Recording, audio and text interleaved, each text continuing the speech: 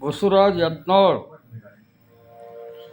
ಸಿದ್ದರಾಮಯ್ಯ ಬಸವಣ್ಣವ್ರ ಅವ್ರ ಎದೆಗಿಲ್ಲ, ಅಲ್ಲ ಅದಾನ, ಅದು ನಾವು ಒಪ್ಪನು. ನಿನ್ನ ಎದೆಗೆ ಬಸವಣ್ಣ ಅದನ್ನ, ಛತ್ರಪತಿ ಶಿವಾಜಿ ಅದನ್ನ, ಏನಕ್ಕೆ ಯೇಸು ಕ್ರಿಸ್ತ ಅದನ್ನ. ಮಗನೇ, ನೀನು ಟೋಪಿ ಹಾಕಿ ಸಾವಿರ ಮನೆಗೆ ಹೋಗಿ ಬಿರಿಯಾನಿ ತಿನ್ನು ನನ್ನ ಮಗನೇ. ನಿನ್ನ ಬಂಡವಾಳ ಇಡೀ ಜಗತ್ತ ನೋಡೈತಿ. ಒಂದಲ್ಲ, ಬೇಕಾದಷ್ಟು ನೀನು ವಿಡಿಯೋ ಬಿಡುಗಡೆ ಆಗಿದ್ದವು.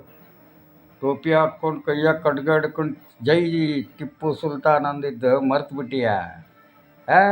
ಮೊದಲು ನಿನ್ನ ಮುಕ್ಳಿ ತೊಕ್ಕೊಳ್ಳೋದು ನೋಡ್ಕೊ, ಆಮೇಲೆ ಸಿದ್ದರಾಮಯ್ಯನ ಮುಕ್ಳಿ ತೊಳಿವಂತಿ.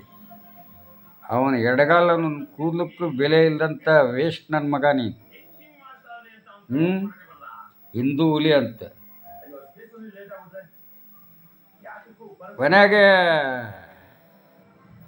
ಕ್ರಿಶ್ಚನ್ ಸಾಡ್ ಹಾಕಿ ಮಗನ ಎಂಗೇಜ್ಮೆಂಟ್ ಮಾಡ್ತಾ ಇದ್ದೆ.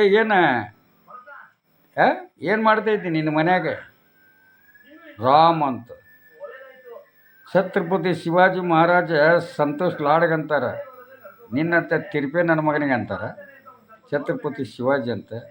ಅವನ ಎಡಗಾಲನೊಂದು ಕೂದಲನಿಲ್ಲ ನೀನು ಛತ್ರಪತಿ ಶಿವಾಜಿದು. ಮೊದಲು ಕರ್ನಾಟಕದ ಅನ್ನ ತಿಂದ ಕರ್ನಾಟಕದ ಋಣ ತೀರಿಸು.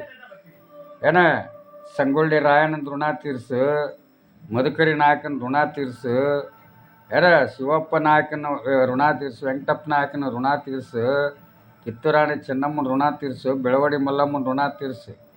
ಯಾರಿಗೆ ಪ್ರಾಣ ಭಿಕ್ಷೆ ಕೊಟ್ಟಿದ್ದಾರೆ ಅನ್ನೋದನ್ನು ಮೊದಲು ಇತಿಹಾಸ ನೋಡಿ ತಿಳ್ಕೊಂಡು ಮಾತಾಡೋದು ಕಲಿ.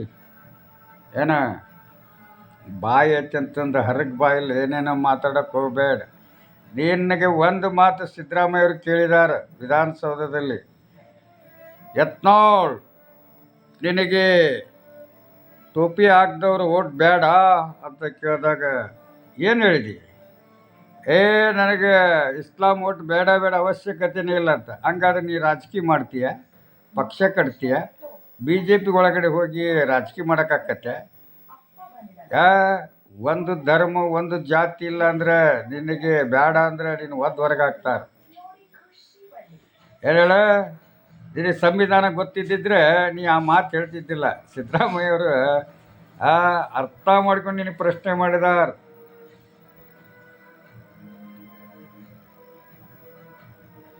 ಡೋಂಗಿ ಯತ್ನಾಳ್, ಡೋಂಗಿ ಯತ್ನಾಳ್, ನೀನು ಡೋಂಗ್ರಿ ಯತ್ನಾಳ್.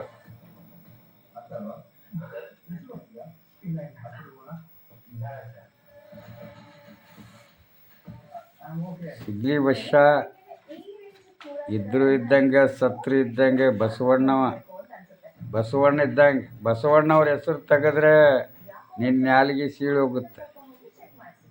ಬಸವಣ್ಣವ್ರ ಹೊಳೆ ಹಾರಿದ್ರಂತೆ ಹೇಳಿದೆಲ್ಲ, ಅನ್ನ ತಿನ್ನೋ ಬಾಯಲ್ಲಿ ಹೇಳಿ ತಿನ್ನೋ ಮಾತಾಡಿದೆಲ್ಲ. ಯಾಕೆ ಬಸವಣ್ಣನ ಸುದ್ದಿ ಯಾಕೆ ಬೇಕು ನಿನಗೆ? ದಲಿತರ ಮಹಿಳೆಯರ ಚಾಮುಂಡಿ ತಾಯಿಗೆ ಆ ಹೂವು ಸಹಿತ ಹಾಕಕ್ಕೆ ಅವ್ರಿಗೆ ಅವಕಾಶ ಇಲ್ಲ ಅಂತ ಹೇಳಿದೆಲ್ಲ. ಅಂಬೇಡ್ಕರ್ದ ಇತಿಹಾಸ ನಿನಗೆ ಯಾಕೆ ಬೇಕು?